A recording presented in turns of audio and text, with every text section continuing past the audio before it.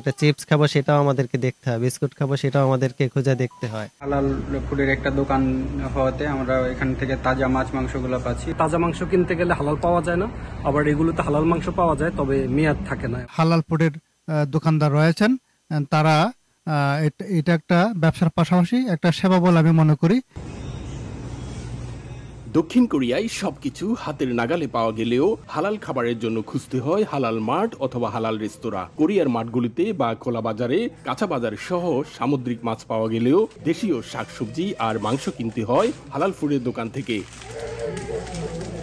এছাড়াও বাহিরে যে কোনো দোকান থেকে পণ্য কিনতে হলে ভালো করে দেখে শুনে কিনতে হয়, কারণ এদেশে খাবারের প্রতিটি পণ্যে হালাল হারামের প্রশ্ন থেকেই থাকে। কোরিয়ান খাবার আসলে অনেক ভালো এবং হেলদি, কিন্তু এটা আসলে আমাদের জন্য মুসলমান হিসেবে আসলে আমরা খাইতে পারি না। এদিকে অভিবাসী মুসলমানদের হাতে হালাল পণ্য পৌঁছে দেওয়াটা ব্যবসার পাশাপাশি একটি সেবা বলে মনে করেন বাংলাদেশি ব্যবসায়ীরা। উদ্যোক্তারা, হালাল ফুড ব্যবসায়ীরা, মুসলিম যারা রয়েছেন তাদের দ্বার প্রান্তে হালাল ফুড পণ্যগুলো হোম ডেলিভারি দিয়ে থাকে। হালাল ফুডের একটা দোকান হওয়াতে আমরা এখান থেকে তাজা মাছ মাংসগুলো পাচ্ছি, এটা আমাদের জন্য অনেক উপকার।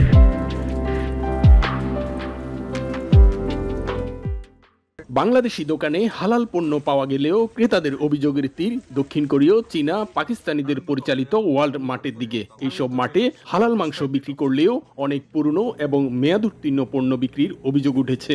তাজা মাংস কিনতে গেলে হালাল পাওয়া যায় না, আবার এগুলোতে হালাল মাংস পাওয়া যায় তবে মেয়াদ থাকে না। দক্ষিণ কোরিয়ার পর্যটন সংস্থা বলছে দক্ষিণ কোরিয়ায় ৩০০-রও বেশি হালাল রেস্তোরাঁর অনুমোদন রয়েছে, যার মধ্যে ১৮৬টি হালাল রেস্তোরাঁ রয়েছে রাজধানী সিউলে।